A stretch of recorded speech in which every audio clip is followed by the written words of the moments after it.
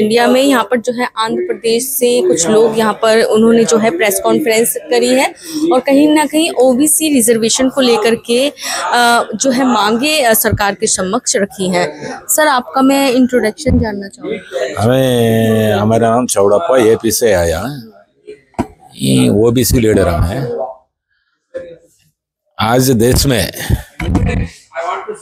बहुत जना बीसी है, पॉपुलेशन में 80% ओबीसी कैस्ट है, बट डेमोक्रेसी में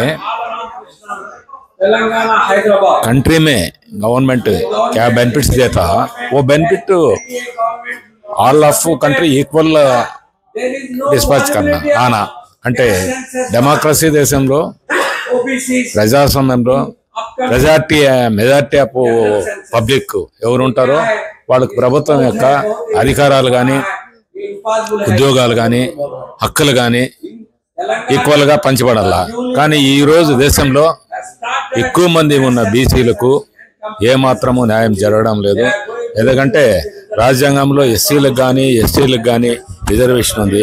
ఎప్పుడైతే ఎడ్యుకేషన్లో కానీ రాజ్యాధికారంలో కానీ బీసీలకు భాగస్వామ్యం వస్తుందో ఆ రోజే దేశం బాగుపడుతుంది, ఆ రోజే దేశంలో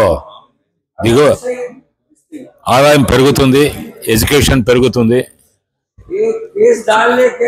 కాబట్టి గవర్నమెంట్ ఆఫ్ ఇండియా